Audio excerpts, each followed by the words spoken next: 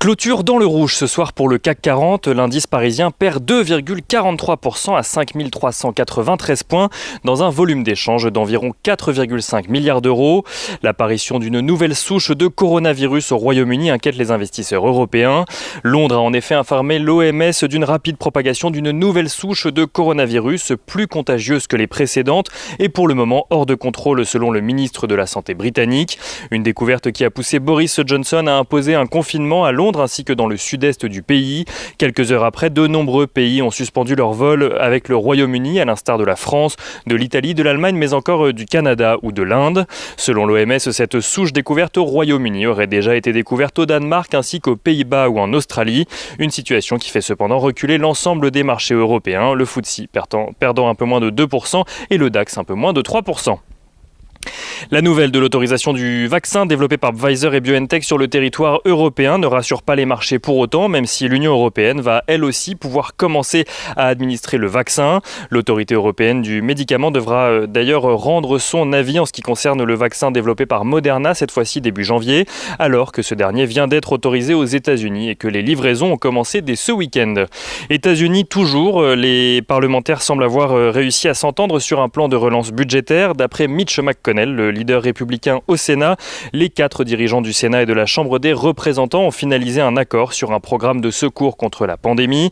L'accord concerne un paquet de mesures d'aide pour un montant de 900 milliards de dollars et intègre une aide notamment de 600 dollars versée aux plus vulnérables, mais aussi des allocations chômage revues à la hausse aux environs de 300 dollars par semaine, ainsi que des aides conséquentes aux petites entreprises américaines. Le projet de loi doit d'ailleurs être voté aujourd'hui au Congrès, tandis qu'un porte-parole de la Maison-Blanche a fait savoir que Donald Trump soutenait le projet et se tenait prêt à le ratifier.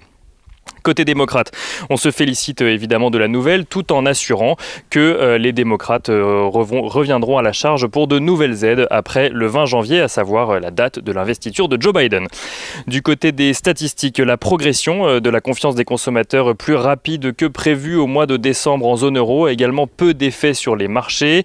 Les économistes attendaient un recul de 16,8 points. Elle remonte finalement à moins 13,9 points.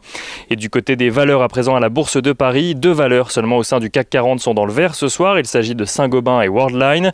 Le reste des valeurs est dans le rouge. Les plus fortes baisses sont notamment à chercher du côté des bancaires, mais aussi de Vinci, ArcelorMittal, Unibail Rodamco Westfield ou encore AXA et Engie.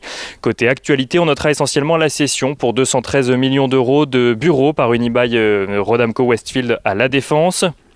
Mais aussi le feu vert donné par la Commission européenne à la fusion entre Peugeot et Fiat Chrysler. Et à Wall Street, côté valeur toujours, on note que l'équipementier Nike dévoile un bénéfice net par action de 78 cents au deuxième trimestre. C'est 16 centimes de plus qu'attendu grâce notamment aux achats en ligne ainsi qu'à la recherche de vêtements confortables en période de confinement. On fait un petit tour du côté des matières premières à présent avec l'or qui recule pour s'échanger aux alentours des 50 dollars tandis que l'once d'or bénéficie du contexte actuel et s'apprécie pour s'échanger aux alentours des 1880 dollars. 1880 dollars l'once d'or donc. Et on finit à présent avec l'agenda de demain. Demain, les investisseurs prendront connaissance des estimations de PIB au Royaume-Uni ainsi qu'aux États-Unis. Ils découvriront également la confiance des consommateurs en Allemagne pour le mois de janvier à venir.